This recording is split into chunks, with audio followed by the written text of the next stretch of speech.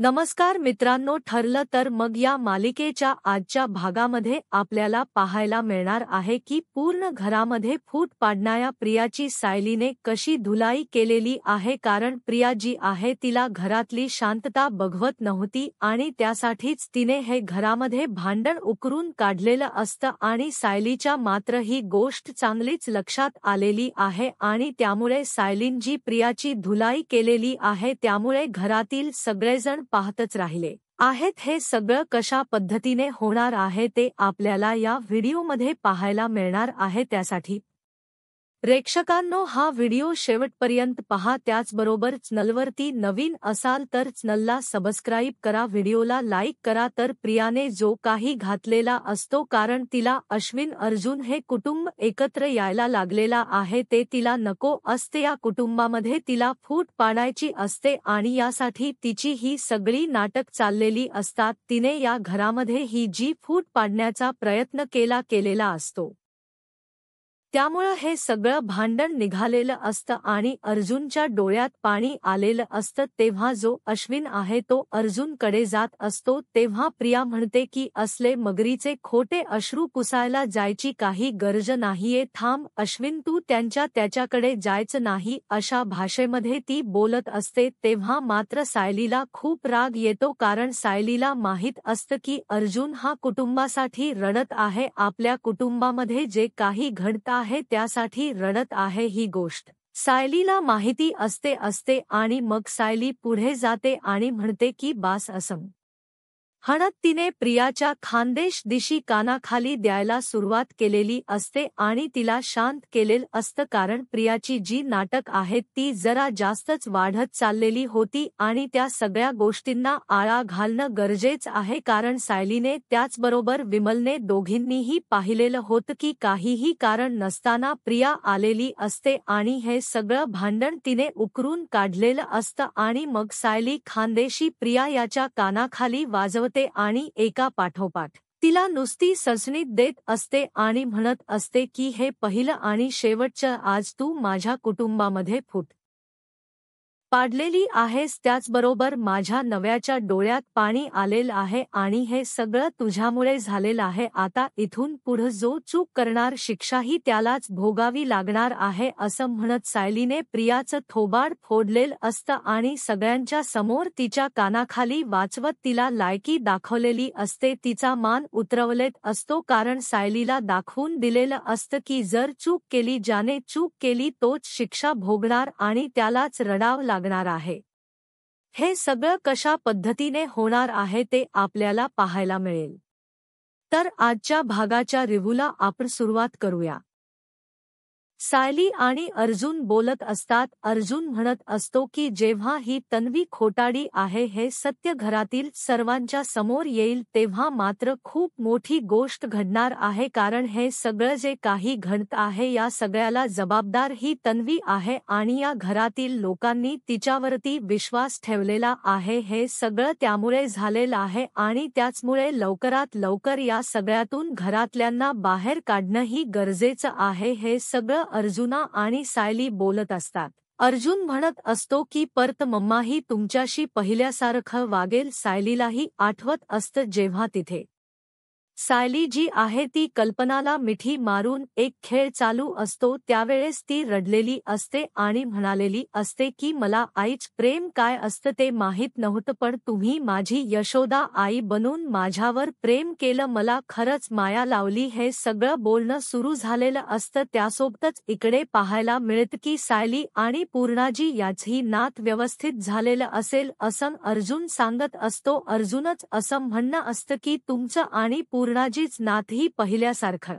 झालेलं असेल, तुमच्यामधलेही वाद मिटलेले असतील, असं अर्जुन बोलत असतो. त्यासोबतच इकडे पाहायला मिळतं की अर्जुन बोलत आहे, घरात डॅड सगळे घरातले तुमच्या मनात तुमच्याशी चांगल्या प्रेमाने वागतील, या गोष्टी चालू झालेल्या असतात आणि तेव्हा मात्र सायली तिथेच मांडीवरती अर्जुन म्हणजे अर्जुनच्या खांद्यावरती डोकं ठेवून झोपी गेलेली असते आणि अर्जुन म्हणतो की झोपलात तुम्ही, कारण दिवसभर सायली काम करून दमत असते आणि सायली झोपल्यानंतर ही एकच बोलत असते की ते म्हणजे पूर्णाजीला फुल द्यायचे आहेत. त्याच त्याचबरोबर इकडे तीच असं म्हणणं चाललेलं असतं, आईंना फुल द्यायचेत, पूर्णाजींची औषधं द्यायचे आहेत. अर्जुन म्हणत असतो की किती कराल सायली, तुम्ही अगदी झोपेत आहात तरीही त्यांचाच विचार करत आहात, त्यांच्याबद्दलच तुम्ही काळजी करत आहात. हे सगळं अर्जुन बोलत असतो आणि त्यासोबतच सायलीची तो काळजीही घेत असतो आणि त्यासोबतच त्याच असं म्हणणं असतं की काहीही झालं तरीही आत्ता सायलीशी प्रेमाने वागणं गरजेचं आहे, हे अर्जुनच्या लक्षात आलेलं असतं. त्याचबरोबर इकडे दामिनी देशमुख आहे, ती महिपला म्हणत असते की ब्लॅक कॉफी घ्या, ब्लॅक कॉफी घेतली तर तुमची झोप जाईल. तेव्हा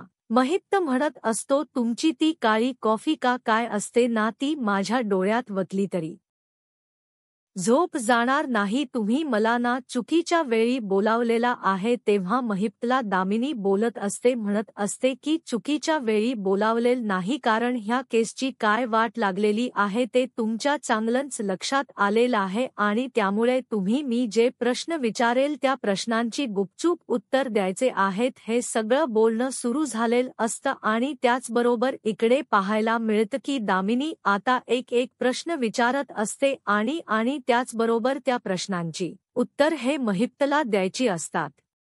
मग महिप्त म्हणत असतो की तुम्ही काय बोलताय ना, ते मला काहीही कळत नाही, कारण तुम्ही ना सकाळी मला बोलवायला हवं होतं, चुकीच्या वेळी बोलवलेलं आहे.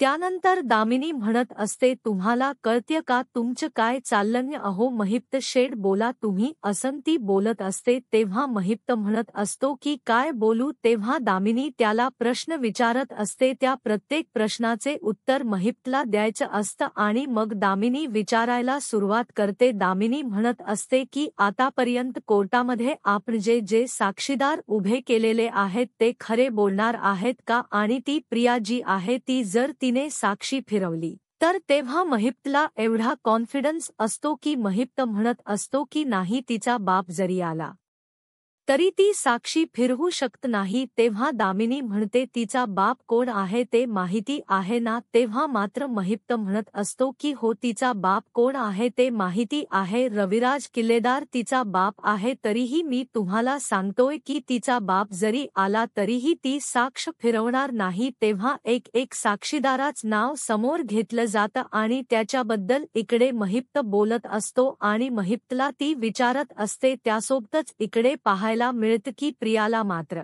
आता झोप लागत नसते, कारण पूर्णाजी म्हणालेली असते की मला ना कळंच नव्हतं, पण मी विचार केला की एवढ्या कमी वेळात एवढं सगळं जेवण कसं काय बनवून झालेलं आहे, आणि मग तो विचार माझ्या डोक्यात आला आणि मग कळलं की त्याच उत्तर काय आहे ते हे ती बोलत असते. आणि मग पूर्णाजीने इथे सायलीची बाजू घेतलेली आहे, सायलीची बाजू घेतली त्याने. मी जेव्हा सांगितलं की हे सगळं जेवण मी बनवलेलं आहे तेव्हाही पूर्णाजीने सांगितलं सगळ्यांना की खोट बोलू नको. सगळ्यांच्या समोर पूर्णाजी मला बोलली की खोट बोलू नकोस, कारण तू किती खोट बोलते हे माहिती आहे. तेव्हा प्रिया म्हणत असते की नाही, ह्यांच्यामध्ये मी जे फूट पाडलेली आहे ती अशीच राहिली पाहिजे. जर यांच्यातली फूट कमी झाली तर माझ्यासाठी खूप अवघड होणार आहे.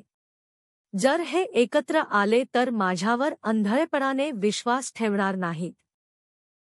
मी एवढं आतापर्यंत सगळं केलेलं आहे त्या सगळ्यावरती पाणी फेरल जाईल, त्यामुळे मला विचार करावा लागणार आहे, असं प्रिया म्हणत असते. या घरातली शांतता मला भंग करणं गरजेचं आहे. काहीही झालं तरीही या घरामध्ये ती शांतता मी टिकू देणार नाही. मग इकडे दामिनीता महिप्तला विचारत आहे, ती शिवानी कोण आहे? तेव्हा महिप्तला ती आठवत आणि म्हणतो की हो, ती 2 तास थांबलेली, पण नंतर तिने अर्जुनच्या बाजूने साक्ष दिली. तेव्हा दामिनी म्हणते, असही तिची साक्ष महत्वाची नाही. मग महिप्तला ती म्हणत असे, माणसं मारण्याचा तुम्हाला छंद आहे का? मला एक सांगा, आश्रमातलं पाणी आणि लाईट कोणी बंद केली होती? मग महिप्त त्या माणसाचं नाव सांगतो. मग तो कुठे आता? तर त्याला पाठवलं ढगात. त्यानंतर हरीशच नाव घेतलं जातं. हरीशच नाव घेतल्यानंतर दामिनी विचारते, हा हरीश कोण आहे? महिप्तला आठवतच नसतं. तेव्हा दामिनी म्हणते की त्या माणसाने आपल्या बाजूने साक्षी दिली आहे. मग का आठवत नाहीये काय प्रॉब्लेम झालाय? तेव्हा महिप्त म्हणत असतो की नाही, मला असं कळलं की तो कोर्टामध्ये येऊन सगळं खरं सांगणार आहे. मग त्याला मी ढगात पाठवलं. दामिनी म्हणते तुमच्यासाठी एवढं सोपं आहे? तेव्हा महिप्त सांगायला लागतो, हो, जेव्हा मी शाळेत जात होतो 2 वर्ष माझी वाया गेलेली आणि मग माझ्या डोक्यात विचार आला आणि मी तिथं चोरी केली आणि दुसऱ्या पोरावरती आळ टाकला. दामिनी म्हणते बस झालं तुमचं काय चालत नाटक ही बंद करा, कारण मला हे सगळं ऐकायचं नाहीये इथे. काय तुमचा पॉडकास्ट चालू नाही आता? महिप्तला पॉडकास्ट म्हणजे काय हेच माहिती नाहीये. दामिनी जेव्हा म्हणते की तुमचा पॉडकास्ट चालू नाहीये तेव्हा मात्र महिप्त दामिनीला म्हणतो की म्हणजे? तेव्हा दामिनी म्हणते ठीक आहे, बर पुढे काय झालं? तेव्हा तो सांगतो की हो, मग कशा पद्धतीने तुम्ही काय गोंधळ घातलाय हे सगळं दामिनी विचारू लागते आणि मग महिपात सांगू लागतो की त्याला मी संपवला. आता एक एक साक्षीदार समोर घेतलेला असतो आणि त्या प्रत्येकाबद्दल दामिनी विचारत असते, म्हणजे शिवानीने कोर्टात पुन्हा साक्षीच्या विरोधात साक्ष दिलेली असते. आता प्रियाने जर साक्षीच्या विरोधात साक्ष दिली तर मात्र खूप मोठा होणार आहे, परंतु इकडे महिप्तच असं म्हणणं आहे की नाही, ती साक्षीच्या विरोधात साक्ष देऊ शकत नाही असं महिप्तला वाटत आहे आणि महिप्त ते बोलूनही दाखवत आहे. त्याचबरोबर इकडे पाहायला मिळतं की जेव्हा या सगळ्या गोष्टी चालू असतात तेव्हा मात्र दामिनी म्हणत असते नक्की करायचं काय या माणसाचा, हा प्रश्न पडलेला असतो. मग हरीशच्या बाबतीतल्या ज्या गोष्टी असतात ती दामिनी विचारू लागते आणि मग महिप्त सांगत असतो हरीशने कोर्टात काय साक्षी दिली होती. तर हरीशने कोर्टात साक्षी दिलेली होती की मधुभाऊ हे 2 नंबरने पैसा कमवतात, त्यांचं असं वेगळं काही नाही आणि ते आश्रमात 2 नंबरचा धंदा चालवतात. त्यांनी माझ्या मुलाला आणि मला बर्बाद केलेला आहे, माझ्या कुटुंबाला बर्बाद केलेला आहे. हे सगळं हरीशने कोर्टात सांगितलेलं होतं आणि त्यानंतर सायली जी आहे ती हरीशला जाऊन भेटलेली आणि हरीशला भेटल्यानंतर सायली म्हणत असते की हरीश काका, एक गोष्ट लक्षात ठेवा, आता तुम्ही हे सगळं काय केलेलं आहे ते कोणाच्या सांगण्यावरून केले, कोणासाठी केले हे मला माहित नाहीये, पण तुम्ही जे काही केलेलं आहे त्याच्यामुळे बाकीच्या लोकांना खूपच त्रास होत आहे आणि तुम्ही चुकीचं वागलेला आहात हेही तुम्हाला माहिती आहे, कारण तुम्ही ज्या पद्धतीने वागलेला होता ते पूर्णपणे चुकीचं होतं असं सायली हरीशला बोलत असते आणि हरीशला म्हणत असते की तुम्ही कसंही वागलात तरीही कायम मधुभाऊ आणि मी तुमच्याच पाठीशी असणार आहे, तुमच्याच बरोबर आहे. आणि हे सगळं बोलणं प्रियान ऐकलेलं होतं आणि त्यानंतर प्रियाने महिप्तला जाऊन हे सगळं सांगितलेलं होतं आणि त्याचबरोबर महिप्तने मग हरीशचा काटा काढलेला होता. हे सगळं अशा पद्धतीने घडलेलं आहे हे महिप्त दामिनीला सांगत असतो. मग दामिनी पुढे विचारते नक्की त्याचं काय केलं, त्या बॉडीच काय केलं, असे अनेक प्रश्न दामिनीला पडलेले असतात आणि त्या प्रश्नांची उत्तर दामिनीला हवी असतात. मग दामिनी ते सगळं महिप्तला विचारत असते आणि त्याचबरोबर इकडे पाहायला मिळतं की जेव्हा हे सगळं चालू असतं तेव्हा मात्र इकडे महिप्त तिला ह्या गोष्टी सांगत असतो. त्यानंतर दामिनी डोक्याला हात लावते, कारण महिप्तने ज्या पद्धतीने तो खून मॅनेज केलेला आहे ती गोष्ट मात्र खूपच भयानक अशी असते. महिप्तने म्हणजे सहज तो माणसं मारून टाकत असतो, सहज माणसांशी चुकीच्या पद्धतीने वागत असतो. या सगळ्या गोष्टी या दामिनीच्या लक्षात आलेल्या असतात. नक्कीच दामिनी या सगळ्याचा वापर करून काहीतरी मोठा करणार असते, त्यामध्ये इथे अडकू शकतो तो म्हणजे महिप्त. त्यानंतर प्रेक्षकांनो, उद्याच्या दुसऱ्या दिवशी सायली आणि विमल किचनमध्ये आलेले असतात, कारण काल जे वातावरण होतं त्यामुळे घरातलं सगळेजण अगदी नॉर्मल झालेले असतात आणि प्रियाला मात्र हीच गोष्ट नको असते आणि प्रिया तिथे आलेली असते. पाहते तर काय या दोघीजणी बोलत गप्पा मारत बसलेत आणि विमलला म्हणते की तुला किती वेळा सांगायचं, म्हणजे प्रियाने ठरवलेलंच असतं की आज घरातली शांतता भंग करायची आहे आणि मग ती जोरजोरात ओरडत बोलू लागते की तुला किती वेळा सांगायचं आहे की मला माझी कॉफी हवी आहे. तेव्हा विमल म्हणते की एवढा पिठाचा हात आहे ना, तो धुते आणि मग बनवते कॉफी. तेव्हा ती म्हणते माझ्यावरती अरेरावी करायची नाही.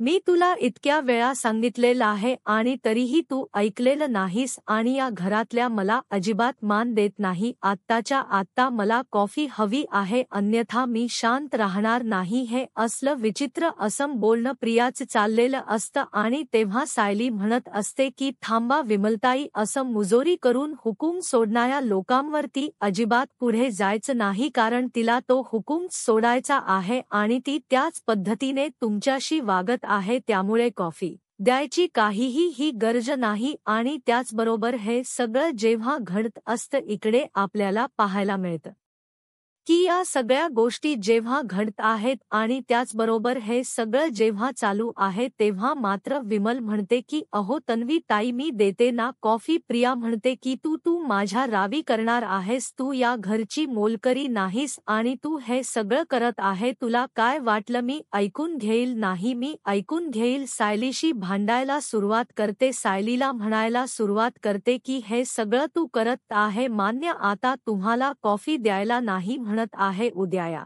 घरातून बाहेर काढशील, कारण आम्ही धाकट्या आहोत. या पैशावर या प्रॉपर्टीवर आमचा अधिकार नाही. मला आणि माझ्या नव्याला तुम्ही प्रत्येक वेळेस लायकी दाखवता, काहीही तोंडाला येईल ते ती बोलत असते. इकडे विमल तर शॉक होते. विमल तर पाहू लागते की हे सगळं काय आहे, म्हणजे काय घडतं हे सगळं. असं काहीही इथं सायली ताई बोललेल्या नाहीत आणि ही काय बोलते हा प्रश्न विमललाही पडलेला असतो आणि विमल मात्र शॉक झालेली असते. सायली म्हणत असते, नवी बास झालं, तेव्हा मी धाकटी आहे म्हणून तू माझ्याशी अशी वागतेस. एक गोष्ट लक्षात ठेव, खपून घेणार नाही आणि अजिबात तुझा मास जो आहे तो मला दाखवायचा नाही. काहीच अर्थ नसतो त्या बोलण्याला, काही शब्दांना काही नसतं तरीही ती बोलत असते. तेव्हा सायली म्हणत असते, अग तू शब्दांना आवर घाल आणि तू सुनेचा हक्क बजावत आहेस ना, तर सुनेची कर्तव्य जी आहे तीही पाळायला शिक ना, कारण नुसता हक्क बजावून उपयोग नाहीये. तुझं काय चुकत्य काय नाही चुकत या गोष्टींचाही विचार कर अस इकडे सायली सांगत असते. आणि तेव्हा मात्र प्रिया मग बहत असते. जेव्हा आता घरातले सगळेजण आलेले आहेत हे तिच्या लक्षात येतं तेव्हा मात्र रडवेला आवाज काढत म्हणू लागते की आता मला कळलेलं आहे की तू माझ्याशी असं का वागत आहे. आम्ही धाकटे आहोत म्हणून तू आमच याशी असं वागत आहे. प्रत्येक वेळेस तू आमच्यावरती अरेरावी करत असते आणि आजही तू तेच करत आहे. हे सगळं ती बोलत असते. तेव्हा मात्र सायली म्हणत असते, अग मी काहीच नाही केलेलं, मी तुला काहीच नाही बोललेले. तेव्हा प्रियाच मात्र रडणं सुरू असतं. फक्त मी साधी कॉफी मागितली होती, मी साधी कॉफी मागितली तरीही माझ्याशी अशा पद्धतीने वागल केलेला आहे. मी कुठल्याच गोष्टीसाठी कधीच हट्ट केलेला नाही असं ती बोलत असते. आणि ती म्हणत असते की माझ्याशीच अशा पद्धतीने वागलं जातं, प्रत्येक वेळेस मलाच या घरामध्ये दुय्यम स्थान दिलं जातं आणि आजही या सायलीन माझ्यावरती अरेरावी केलेली आहे. या घरची मोठी सून म्हणून तीन माझ्याशी चुकीचं वागलेली आहे. हे सगळं ती बोलत असते आणि रडायचं नाटक करू लागते.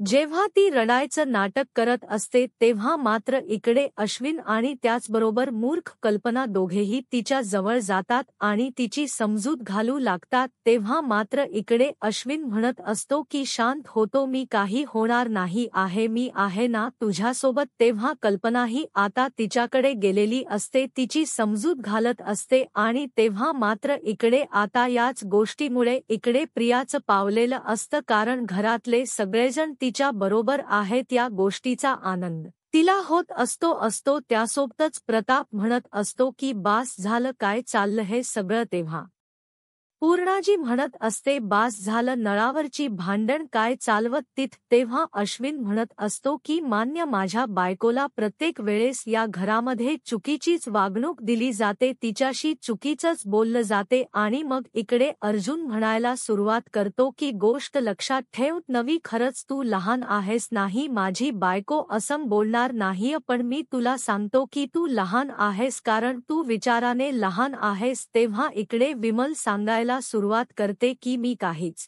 नाही केलेलं, त्या आल्या होत्या, त्यांनी मला कॉफी मागितली, मी त्यांना कॉफी ही देत होते. परंतु झालं असं की जेव्हा मी त्यांना कॉफी देत होते त्यांना फक्त मी एवढंच म्हटलं की मला ना थोडा वेळ द्या कारण माझा हात पिठाचा आहे. पण इकडे त्यांनी माझ्याशी आल्या आल्या भांडायला सुरुवात केलेली आहे.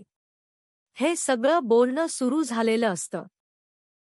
तेव्हा मात्र इकडे सगळ्यांच्या समोर अर्जुन म्हणतो की कस आहे आता मला माहिती आहे की माझी बायको कधीच बोलणार नाही की कोण लहान आहे कोण मोठा आहे कधीच ती अरेरावी करणार नाही पण तन्वी तुझे वागणं आहे ते जरा जास्तच वाढत चाललेला आहे एवढं लक्षात ठेव कारण तुझ्या वागण्याचा जो त्रास आहे तो सगळ्यांना होत आहे तू चुकीच्या पद्धतीने वागत बोलत आहे आणि आत्ताही तू तेच केलेलं आहे कारण मला माहिती आहे की सायली कधीच खोट बोलणार आणि आता विमलताईंना तो प्रश्न विचारलेला आहे तर विमलताई त्या प्रश्नाचे उत्तर देतील तेव्हा मात्र तर अश्विन म्हणत असतो की तुम्ही सगळेजण असेच वागत असतात तेव्हा तू मला काय म्हणाला आम्ही काय मूर्ख आहोत विचारांनी लहान आहोत म्हणजे काय मूर्ख आहोत का आम्ही असं सगळं बोलणं सुरू झालेलं असतं आणि तेव्हा मात्र इकडे सगळ्यांच्या समोर पूर्णाजी म्हणत असते की बाद झालं आणि तुझ्या बायकोला आम्ही या घरातली मानतच नाहीये आणि या घरातली थोरली सून तर आम्ही तिला मानतच नाहीये त्यामुळे तो प्रश्नच येत नाही तुझ्याच्या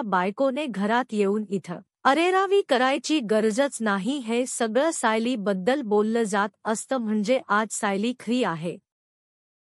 तरीही तिच्या बाजूने उभं राहिला सुभेदार कुटुंब तयार नसतं आणि उलट सगळेजण आरेरावी करत असतात. अश्विन तर प्रियाची बाजू घेतच असतो प्रत्येक वेळेस पण आज तर त्याचं प्रमाण जरा जास्तच वाढलेलं असतं आणि अरेरावीपणाने तो बोलत असतो वागत असतो आणि या सगळ्या गोष्टींचा त्रास होत असतो तो फक्त आणि फक्त या प्रियाचा त्रास होत असतो तो सायली आणि अर्जुनला होत असतो कारण ही काय नाटकं चाललेली असतात ती प्रियाची चाललेली असतात आणि तिनेच हे सगळं मुद्दामहून करत असते.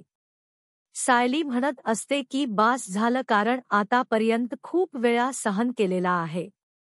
आता अर्जुन रडायला लागलेला असतो तेव्हा मात्र आता अश्विन अर्जुनकडे येत असतो तेव्हा प्रिया अश्विनला थांबवते आणि म्हणते की नाही अश्विन थांब हे असले मगरीचे असू पुसायला जायची काही गरज नाहीये. म्हणजे घरातलं वातावरण भंगलेला आहे त्यामुळे अर्जुन रडत आहे पूर्णाजीही त्याला बोललेली असते तर प्रिया सांगत आहे की काहीही गरज नाहीये तू कुणाचे अश्रू पुसायला जायची तेव्हा सायलीला खूप राग येतो सायली खानदेशीशी इकडे कानाखाली वाजवते आणि म्हणते की बाद झालं आतापर्यंत खूप ऐकून घेतलेला आहे आणि या घरातली शांतता तुझ्यामुळे बंद झालेली आहे कारण आज तू ठरवूनच आलेली होती की या घरामध्ये आवाज चढून बोलायचा आणि सगळ्यांशी चुकीच्या पद्धतीने वागायचं आणि आज तू तेच केलेलं आहे हे मला चांगलंच माहिती आहे आणि यापुढे रडणार ती व्यक्ती आणि जी व्यक्ती चूक करते आज माझ्या नव्याच्या डोळ्यात तुझ्यामुळे पाणी आलेलं आहे हे मी अजिबात सहन करणार नाही हे पहिलं आणि शेवटचं मी तुला सांगत आहे असं म्हणत सायलीने प्रियाच्या खान कानाखाली वाजवायला सुरुवात केलेली असते आणि प्रियाला कळायचं बंद झालेलं असतं कारण अर्जुन रडलेला आहे ही गोष्ट सायलीला सहनच झालेली नसते कारण सायलीला माहिती असतं की हे सगळं जे काही झालेलं आहे हे प्रियाने केले आहे आणि त्याची शिक्षाही अर्जुन भोगत आहे ही गोष्ट मात्र इकडे सायलीला सहन झालेली नसते म्हणून तर सायलीने ठणकावून सांगितलेलं असतं जी व्यक्ती चूक करणार रडणार ही तीच व्यक्ती अशा शब्दात सांगून तिने प्रियाला चांगलंच रडवलेलं असतं. अशाच मालिकेच्या अपडेटसाठी आत्ताच माझा महाराष्ट्र या यूट्यूब चॅनलला सबस्क्राईब करा. धन्यवाद.